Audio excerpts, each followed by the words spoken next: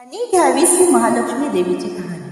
श्री महालक्ष्मीची कृपा आपल्यावर व्हावी, तिने आपल्या घरात सतत वास करावा, पैसा शांती समाधान घरात नांदावे म्हणून श्री महालक्ष्मीचे व्रत करतात। हे व्रत केल्याने मनातल्या सर्व इच्छा पूर्ण होतात। श्री महालक्ष्मीचे अनेक रूपे आहेत, अनेक नावे आहेत। पार्वती, सिंधुकन्या, महालक्ष्मी, लक्ष्मी, राजलक्ष्मी, ग्रहलक्ष्मी, सावित्री, राधिका, रासेश्वरी, चंद्रा, गिरिजा, पद्मा, मालती, सुशीला अशा विविध नावांनी श्री महालक्ष्मी देवी ओळखली जाते।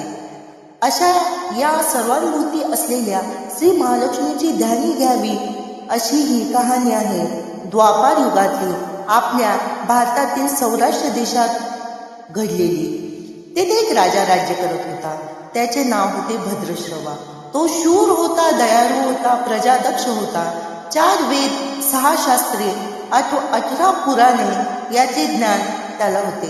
अशा त्या राजाच्या राणीचे नाव होते सुरचंद्रिका। राणी रूपाने सुंदर होती, सुलक्षणी होती आणि पतिनिष्ठ होती। त्यांना एकूण 8 अपत्य होती, 7 पुत्र आणि त्यांच्यानंतर झालेली 1 कन्या। राजा राणीने कन्येचं नाव ठेवलं होतं शांबाला। एका देवीच्या मनात आलं, आपण राजाच्या राजप्रसादी राहावे, त्याने राजा सुखी होईल, प्रजेलाही तो आणखी सुख देईल, गरिबाकडे पाहेल, प्रजेलाही तो आपली सुख देईल, गरिबाकडे राहील, तर सगळ्या संपत्तीचा तो एकटाच उपभोग घेईल। म्हणून देवीने एका म्हातारीचे रूप घेतले, फाटकी वस्त्रे लिहिली, आधारासाठी काठी घेतली आणि काठी टेकीत टेकीत ती राणीच्या महालात दाराशी आली। तिला पाहताच एक दासी पुढे आली।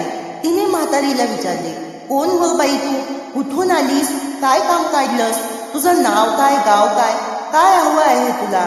म्हातारीचे रूप घेतलेली श्री महालक्ष्मी म्हणाली, माझं नाव कमलाबाई, द्वारकेला राहते मी, तुझ्या राणीला भेटायला आली आहे। कुठे आहे ती? दासी म्हणाली, राणी साहेब महालात आहेत, त्या त्यांच्या मैत्रिणीशी गप्पा मारत आहेत। तुझं नाव सांगितलं तर त्या माझ्यावरच रागावतील, तुला त्या ग कशा भेटतील? तुझा अवतार पाहून मलाच त्या हकलून देतील, तू इथेच थोडा वेळ थांब। म्हातारीला राग आला, ती संतापून म्हणाली, तुझी राणी होती गेल्या जन्मी एका वैश्याची पत्नी, ती वैश्य फार गरीब होता, त्यावरून त्या दोघांची नेहमी भांडणं होत, नवरा तिला मारहाण करी। या त्रासाला कंटाळून एक दिवस ती घर सोडून गेली आणि एका जंगलात उपाशी तापाशी भटकू लागली। तिची ती अवस्था पाहून मला तिची दया आली। मी तिला ऐश्वर्य, सुख आणि संपत्ती देणाऱ्या श्री महालक्ष्मी व्रताची माहिती सांगितली। त्याप्रमाणे तिने ते व्रत केले।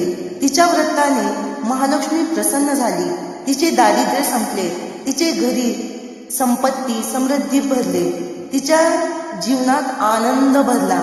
मृत्यूनंतर लक्ष्मी व्रत केल्यामुळे ही दोघी पती पत्नी लक्ष्मी लोकात वैभवात राहिली। या जन्मी त्यांचा पती पत्नी म्हणून जन्म राजकुळात झाला आहे। देवीच्या कृपेने ती आता राणीपदावर बसली। म्हातारीचे बोलणे ऐकून दासीच्या मनात जिज्ञासा निर्माण झाली। तिने म्हातारीला पाणी दिले, नमस्कार केला आणि म्हणाली, मला सांगाल ते व्रत? मी करीन ते निमाने, उठणार नाही, मातणार नाही, घेतला वसा टाकणार नाही। म्हातारीने दासीला लक्ष्मी व्रताचा वसा सांगितला। मग ती उठली व काठी टेकीत टेकीत निघणार तोच राणी तरतरा महालातून बाहेर आली। फाटक्या वस्त्रातील म्हातारीला पाहताच ती संतापली आणि उर्मटपणे म्हणाली, कोण ग तू थेरडे? इथे कशाला आलीस? जा इथून। तिने पुढे होऊन म्हातारीला घालवून दिले। ती म्हातारी म्हणजे प्रत्यक्ष महालक्ष्मीच होती, हे राणीला कळले नाही। राणीचा तो उर्मटपणा पाहून महालक्ष्मीला तिथे न थांबता स्वस्थानी जाण्याचे ठरवले। राणीचा महाल सोडून म्हातारी निघणार तोच एक मुलगी लगबगीने बाहेर आली। ती मुलगी होती राजकन्या शांबाला। तिने येऊन म्हातारीला नमस्कार केला आणि कळवळून म्हणाली, आजी रागवू नका, माझी आई चुकली, तिच्यासाठी मला क्षमा करा, मी तुमच्या पाया पडते।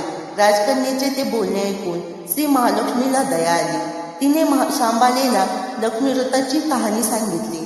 तो दिवस मार्गशीर्ष महिन्यातला पहिला गुरुवार होता। पुढे त्या दासीने लक्ष्मी व्रत केले. तिची स्थिती सुधारली.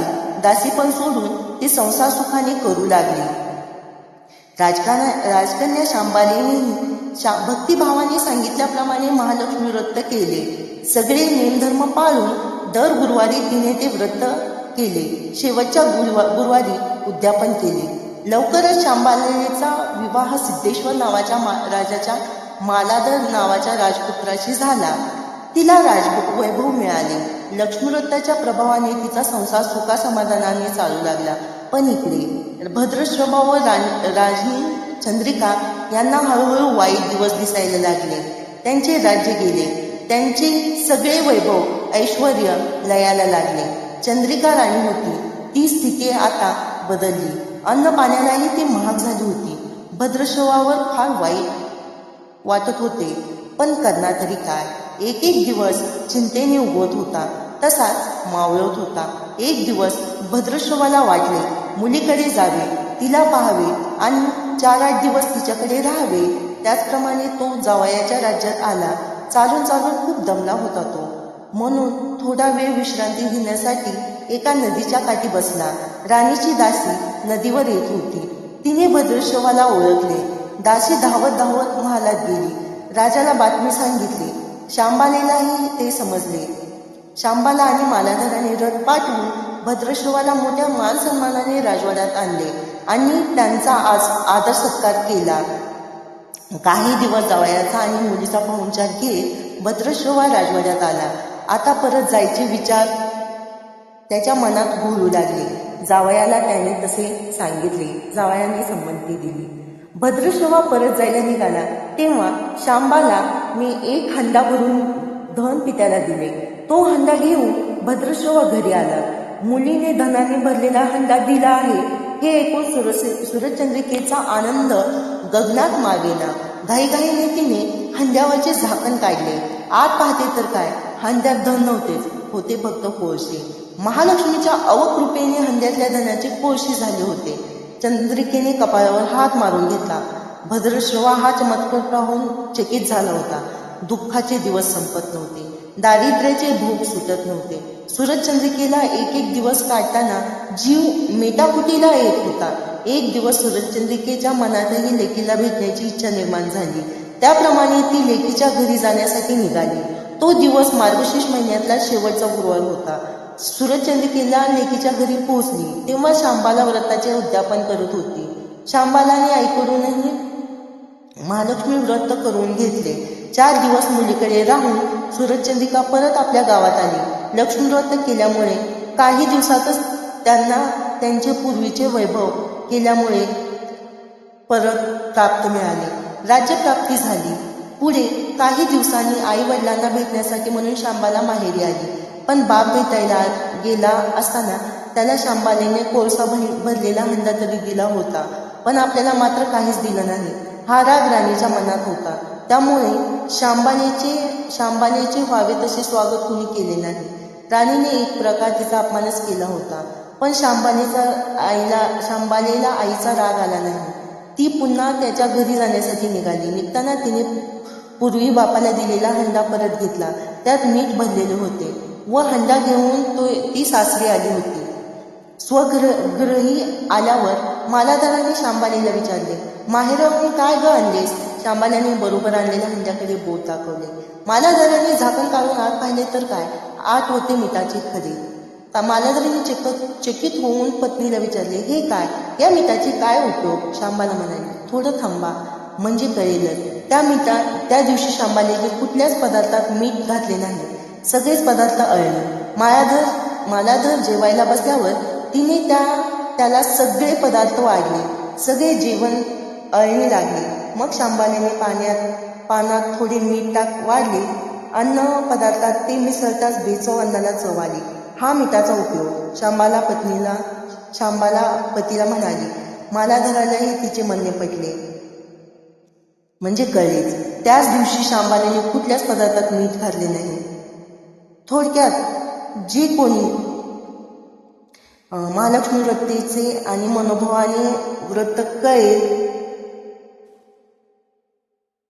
व्रत करतील त्यांना महालक्ष्मी प्रसन्न